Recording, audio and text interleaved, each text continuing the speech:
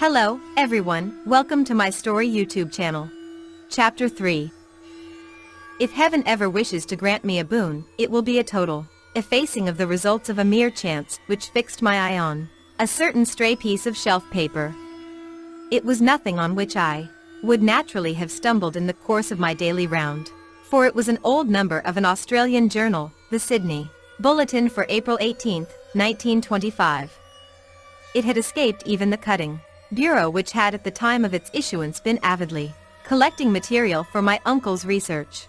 I had largely given over my inquiries into what Professor Angel called the Cthulhu cult, and was visiting a learned friend in Paterson, New Jersey, the curator of a local museum and a mineralogist of note. Examining one day the reserve specimens, roughly set on the storage shelves in a rear room of the museum, my eye was caught by an odd picture in one of the old papers spread beneath the stones. It was the Sydney Bulletin I have mentioned, for my friend had wide affiliations in all conceivable foreign parts, and the picture was a half-tone cut of a hideous stone image almost identical with that which Legras had found in the swamp. Eagerly clearing the sheet of its precious contents, I scanned the item in detail, and was disappointed to find it of only moderate length. What it suggested, however, was of portentous significance to my flagging quest, and I carefully tore it out for immediate action. It read as follows: Mystery derelict found at sea. Vigilant arrives with helpless armed New Zealand yacht in tow. One survivor and dead man found aboard. Tale of desperate battle and deaths at sea. Rescued seaman refuses particulars of strange experience. Odd idol found in his possession. Inquiry to follow. The Morrison Company's freighter Vigilant, bound from Valparaiso, arrived this morning at its wharf in Darling Harbor, having in tow the battled and disabled but heavily armed steam yacht Alert of Dunedin, NZ, which was sighted April 12 in S. latitude 34 degrees 21 minutes, W, longitude 152 degrees 17 minutes, with one living and one dead man aboard. The Vigilant left Valparaiso March 25, and on April 2 was driven considerably south of her course by exceptionally heavy storms and monster waves. On April 12 the derelict was sighted, and though apparently deserted, was found upon boarding to contain one survivor in a half-delirious condition, and one man who had evidently been dead for more than a week. The living man was clutching a horrible stone idol of unknown origin, about foot in height, regarding whose nature authorities at Sydney University, the Royal Society, and the museum in College Street all profess complete bafflement, and which the survivor says he found in the cabin of the yacht, in a small carved shrine of common pattern. This man, after recovering his senses, told an exceedingly strange story of piracy and slaughter. He is Gustav Johansen, a Norwegian of some intelligence, and had been second mate of the two-masted schooner Emma of Auckland, which sailed for Callao February 20th, with a complement of 11 men. The Emma, he says, was delayed and thrown widely south of her course by the great storm of March 1st, and on March 22nd, in S. latitude 49 degrees 51 minutes west, longitude 128 degrees 34 minutes, encountered the Alert, manned by a queer and evil-looking crew of Kanakas and half-castes. Being ordered peremptorily to turn back, Captain Collins refused, whereupon the strange crew began to fire savagely and without warning upon the schooner, with a peculiarly heavy battery of brass cannon forming part of the yacht's equipment. The Emma's men showed fight, says the survivor, and though the schooner began to sink from shots beneath the waterline, they managed to heave alongside their enemy and board her, grappling with the savage crew on the yacht's deck, and being forced to kill them all, the number being slightly superior, because of their particularly abhorrent and desperate though rather clumsy mode of fighting. 3 of the Emma's men, including Captain Collins and first mate Green, were killed, and the remaining 8 under second mate Johansen proceeded to navigate the captured yacht, going ahead in their original direction to see if any reason for their ordering back had existed. The next day, it appears, they raised and landed on a small island, although none is known to exist in that part of the ocean, and 6 of the men somehow died ashore, though Johansen is queerly reticent about this part of his story, and speaks only of their falling into a rock chasm. Later, it seems, he and one companion boarded the yacht and tried to manage her, but were beaten about by the storm of April 2nd. From that time till his rescue on the 12th, the man remembers little, and he does not even recall when William Bryden, his companion, died. Bryden's death reveals no apparent cause, and was probably due to excitement or exposure. Cable advices from Dunedin report that the Alert was well known there as an island trader, and bore an evil reputation along the waterfront. It was owned by a curious group of half-castes, whose frequent meetings and night trips to the woods attracted no little curiosity, and it had set sail in great haste just after the storm and earth tremors of March 1st. Our Auckland correspondent gives the Emma and her crew an excellent reputation, and Johansen is described as a sober and worthy man. The Admiralty will institute an inquiry on the whole matter, beginning tomorrow, at which every effort will be made to induce Johansen to speak more freely than he has done hitherto. This was all, together with the picture of the hellish image, but what a train of ideas it started in my mind.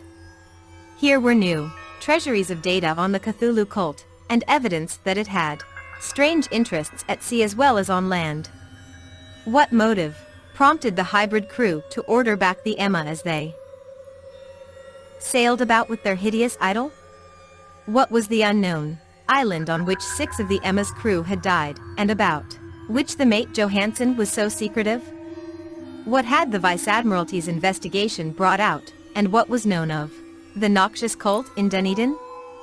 And most marvelous of all, what deep and more than natural linkage of dates was this which gave a malign and now undeniable significance to the various turns of events so carefully noted by my uncle? March 1st, or February 28th according to the international dateline, the earthquake and storm had come. From Dunedin the Alert and her noisome crew had darted eagerly forth as if imperiously summoned, and on the other side of the earth poets and artists had begun to dream of a strange, dank cyclopean city, whilst a young sculptor had molded in his sleep the form of the dreaded Cthulhu. March 23rd, the crew of the Emma landed on an unknown island and left 6 men dead, and on that date the dreams of sensitive men assumed a heightened vividness and darkened with dread of a giant monster's malign pursuit, whilst an architect had gone mad and a sculptor had lapsed suddenly into delirium. And what of this storm of April 2nd, the date on which all dreams of the dank city ceased, and Wilcox emerged unharmed from the bondage of strange fever? What of all this, and of those hints of old Castro about the sunken, star-born old ones and their coming reign, their faithful cult and their mastery of dreams? Was I tottering on the brink of cosmic horrors beyond man's power to bear? If so, they must be horrors of the mind alone, for in some way the 2nd of April had put a stop to whatever monstrous menace had begun its siege of mankind's soul. That evening, after a day of hurried cabling and arranging, I bade my host adieu and took a train for San Francisco.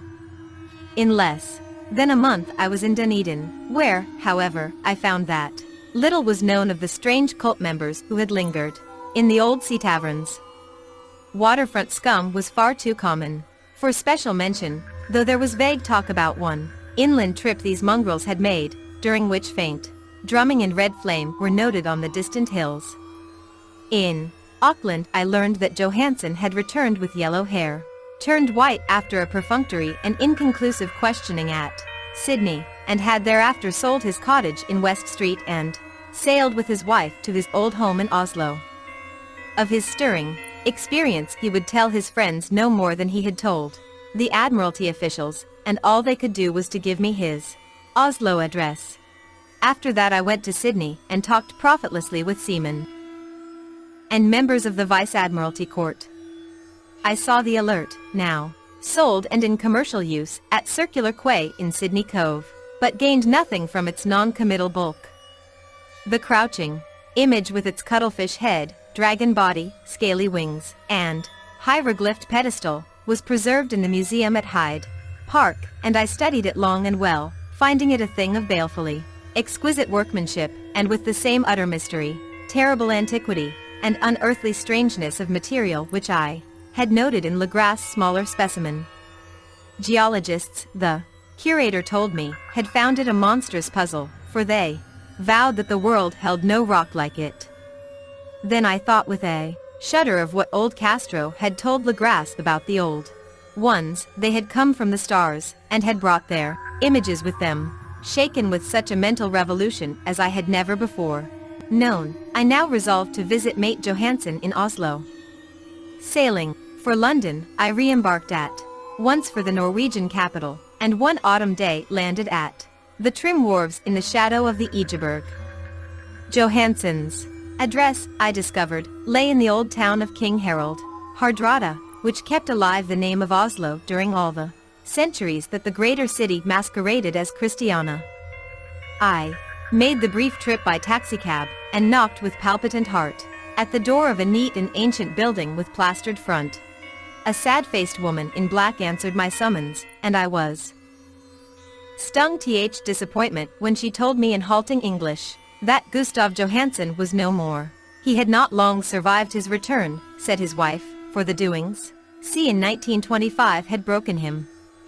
He had told her no more than he told the public, but had left a long manuscript of technical matters, as he said, written in English evidently in order to guard her from the peril of casual perusal. During a walk rough a narrow lane near the Gothenburg dock, a bundle of papers, falling from an attic window, had knocked him down. Two Lascar sailors at once helped him to his feet, but before the ambulance could reach him he was dead. Physicians found no adequate cause the end, and laid it to heart trouble and a weakened constitution.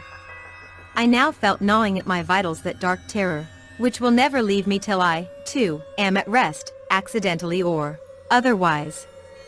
Persuading the widow that my connection with her husband's technical matters was sufficient to entitle me to his manuscript, I bore the document away and began to read it on the London boat.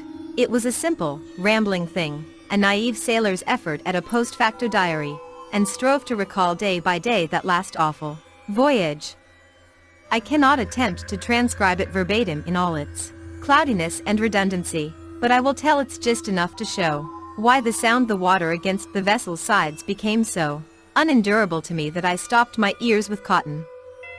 Johansen, thank God, did not know quite all, even though he saw the city and the thing, but I shall never sleep calmly again when I think of the horrors that lurk ceaselessly behind life in time and in space, and of those unhallowed blasphemies from elder stars which dream beneath the sea, known and favored by a nightmare cult ready and eager to loose them upon the world whenever another earthquake shall heave their monstrous stone city again to the sun and air.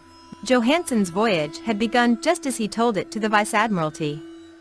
The Emma, in ballast, had cleared Auckland on February 20th, and had felt the full force of that earthquake-born tempest which must have heaved up from the sea bottom the horrors that filled men's dreams. Once more under control, the ship was making good progress when held up by the Alert on March 22nd, and I could feel the mate's regret as he wrote of her bombardment and sinking. Of the swarthy cult fiends on the Alert he speaks with significant horror. There was some peculiarly abominable quality about them which made their destruction seem almost a duty, and Johansen shows ingenuous wonder at the charge of ruthlessness brought against his party during the proceedings of the Court of Inquiry.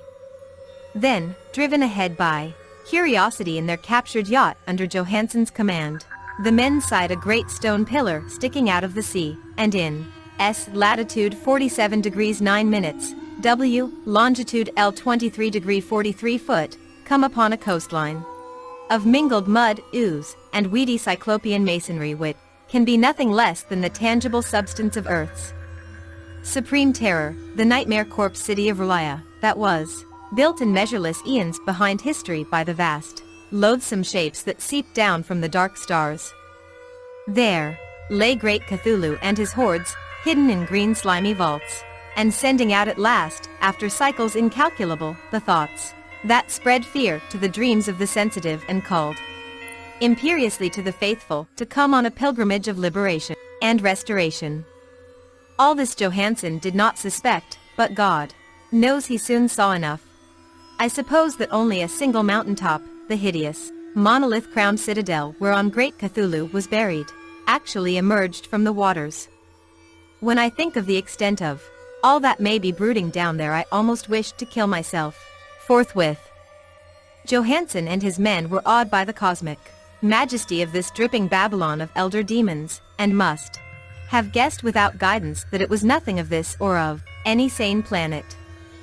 Awe at the unbelievable size of the greenish stone blocks, at the dizzying height of the great carven monolith, and at the stupefying identity of the colossal statues and bas-reliefs with the queer image found in the shrine on the alert, is poignantly visible in every line of the mate's frightened description. Without knowing what futurism is like, Johansen achieved something very close to it when he spoke of the city, for instead of describing any definite structure or building, he dwells only on broad impressions of vast angles and stone surfaces. Surfaces too great to belong to anything right or proper for this earth, and impious with horrible images and hieroglyphs. I mention his talk about angles because it suggests something Wilcox had told me of his awful dreams. He said that the geometry of the dream place he saw was abnormal, non-Euclidean, and loathsomely redolent of spheres and dimensions, apart from ours. Now an unlettered seaman felt the same thing, whilst gazing at the terrible reality. Johansen and his men landed at a sloping mudbank on this monstrous acropolis, and clambered slipperily up over Titan, oozy blocks which could have been no mortal staircase. The very sun of heaven seemed distorted when viewed through the polarizing miasma welling out from this sea-soaked perversion, and twisted menace and suspense lurked leeringly in those crazily elusive angles of carven rock where a second glance showed concavity after the first showed convexity.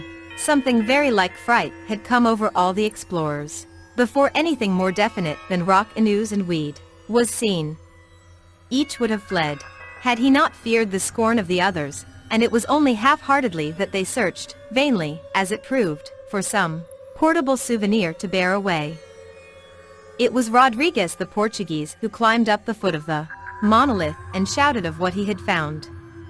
The rest followed him, and looked curiously at the immense carved door with the now familiar squid dragon bas-relief.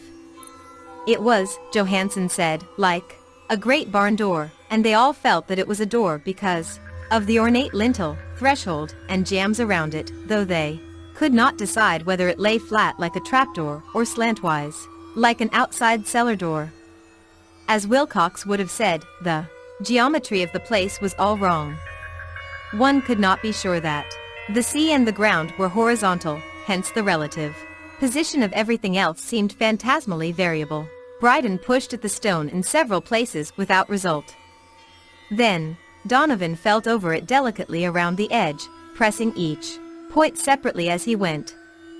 He climbed interminably along the grotesque stone molding, that is, one would call it climbing if the thing was not after all horizontal, and the men wondered how any door in the universe could be so vast.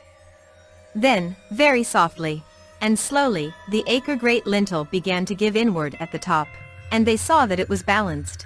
Donovan slid or somehow propelled himself down or along the jamb and rejoined his fellows, and everyone watched the queer recession of the monstrously carven portal.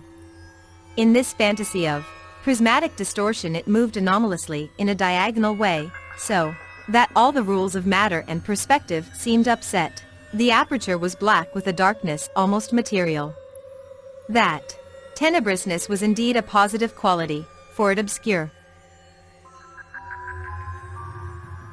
such parts of the inner walls as ought to have been revealed, and actually burst forth like smoke from its aeon-long imprisonment, visibly darkening the sun as it slunk away into the shrunken and gibbous sky on flapping membranous wings. The odor rising from the newly opened depths was intolerable, and at length the quick-eared Hawkins thought he heard a nasty, slopping sound down there. Everyone listened, and everyone was listening still when it lumbered slobberingly into sight and gropingly squeezed its gelatinous green immensity through the black doorway into the tainted outside air of that poisoned city of madness. Poor Johansen's handwriting almost gave out when he wrote of this. Of the 6 men who never reached the ship, he thinks 2 perished of pure fright in that accursed instant.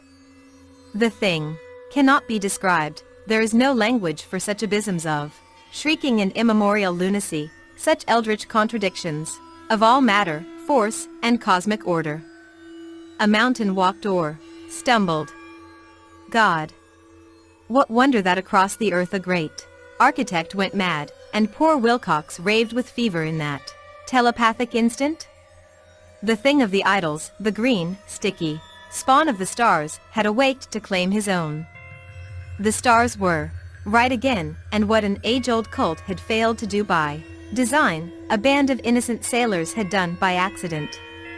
After vigintillions of years, great Cthulhu was loose again, and ravening for delight.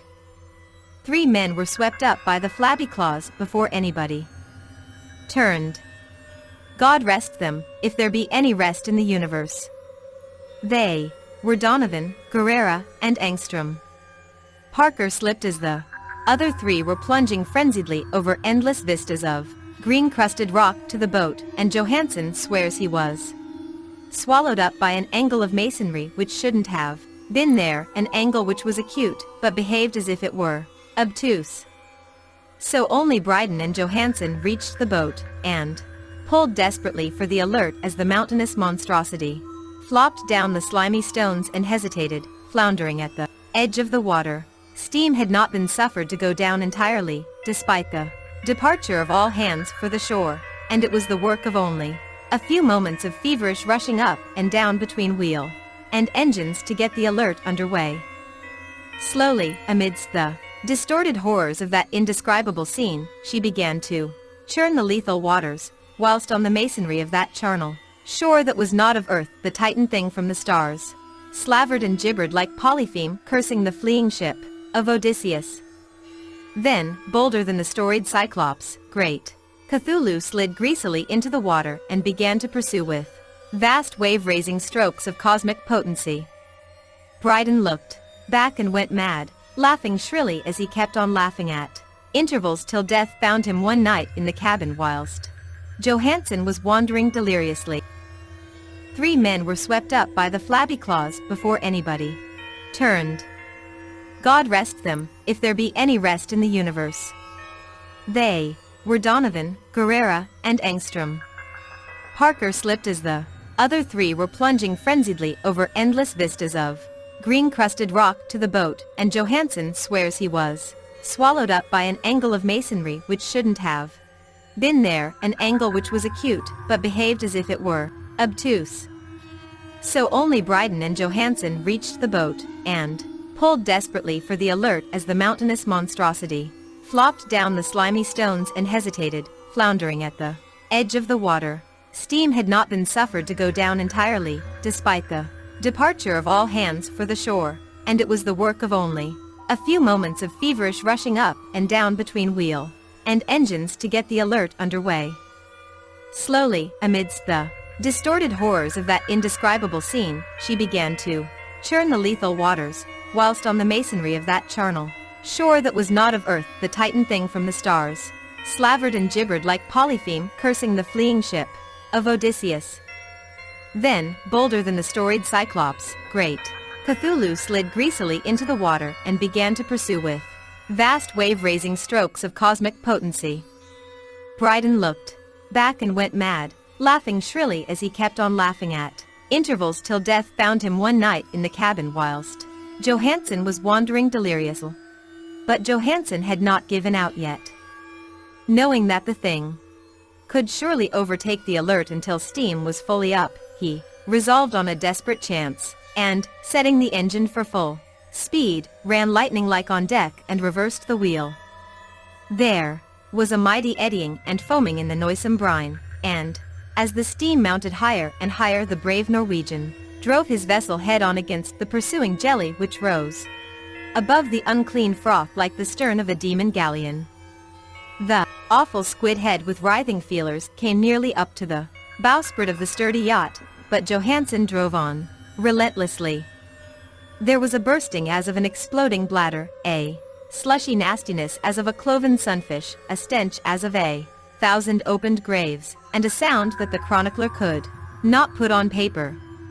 For an instant the ship was befouled by an acrid and blinding green cloud, and then there was only a venomous seething astern, where, God in heaven, the scattered plasticity of that nameless sky-spawn was nebulously recombining in its hateful original form, whilst its distance widened every second as the alert gained impetus from its mounting steam. That was all.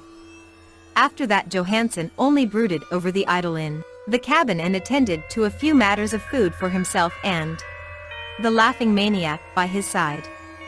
He did not try to navigate after the first bold flight, for the reaction had taken something out of his soul. Then came the storm of April 2nd, and a gathering of the clouds about his consciousness.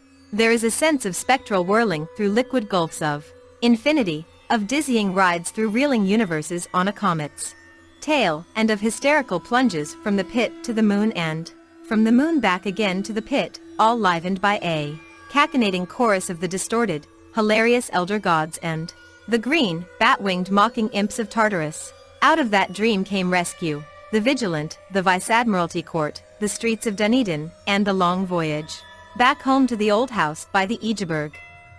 He could not tell. They would think him mad.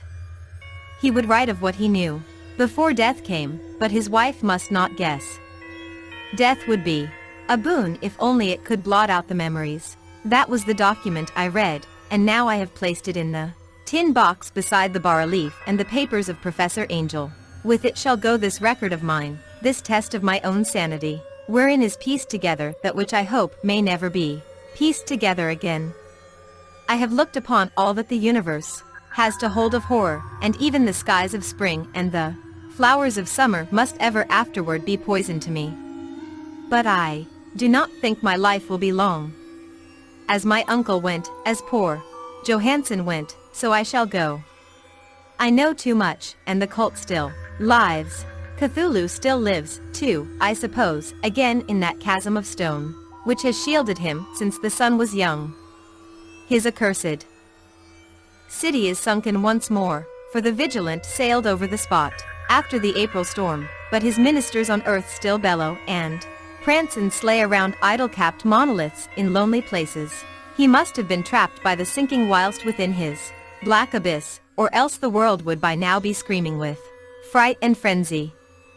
Who knows the end? What has risen may sink, and what has sunk may rise. Loathsomeness waits and dreams in the deep, and decay spreads over the tottering cities of men. A time will come, but I must not and cannot think. Let me pray that, if I do not survive this manuscript, my executors may put caution before audacity and see that it meets no other eye. Thank you for watching. Like and shared, subscribe my YouTube channel.